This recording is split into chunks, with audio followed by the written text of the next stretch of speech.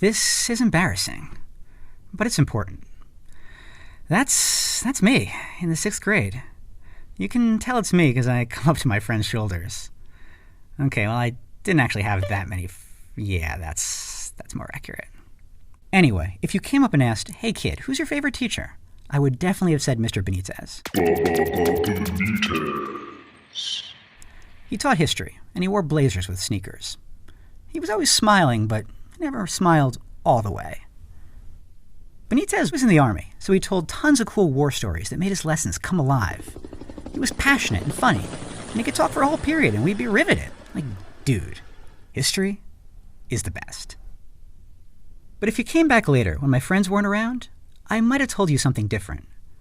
Benitez was my favorite teacher. He was entertaining and charismatic, and you didn't have to do all that much in his class if you were feeling checked out. A better question would have been, "Hey kid, who's your best teacher?" My best teacher was Mrs. Wall, and she was tough. Not like mean tough. Well, she did have a death stare if you forgot your notes. She didn't like that. She was tough like you knew you needed to be focused. As soon as the bell rang, you had to be prepared to think so hard your brain hurt. And not just me, even the cool kids, and the kids who didn't think school was all that valuable. She was demanding, but clear and fair. Anyway, that's how I would have said it back then. Today, I can tell you that Mrs. Wall has what people call excellent ratio. I'll explain with a graph because I'm still kind of a nerd. Up here on the y-axis, that's the thinking ratio. And Mrs. Wall's thinking ratio was through the roof. Simply put, she asked us to do hard things. She had us write, debate, create, the works. Sometimes it was tough, and we'd be like, "Mrs. Wall, couldn't you just, tell us the answer today?" And she'd say, "Guys, listen. In grad school, my job was thinking and writing and saying smart things. But now my job is to get you to think and write and say smart things."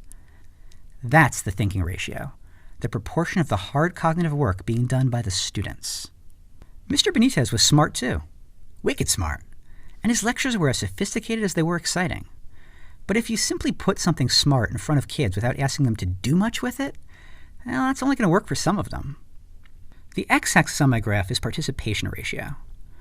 Back then, I didn't really pay much attention to what other kids were doing in class. Well, except for Rebecca McMiller. But the reality was that Mrs. Wall got everyone involved. We debated, we talked in small groups, and she never went more than a minute without asking a question. And Mrs. Wall got a boost in participation ratio because she did a lot of cold calling. Because she could call on anyone at any time, even back-turned mid-lecture, everyone had to be ready. I don't mean to criticize Mr. Benitez too much.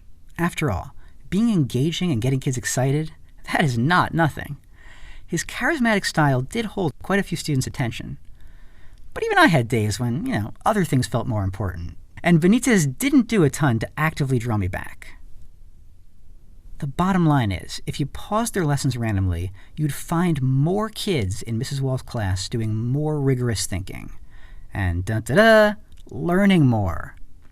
And luckily for me, it turned out that in the adult world, the more you learn, the cooler you are.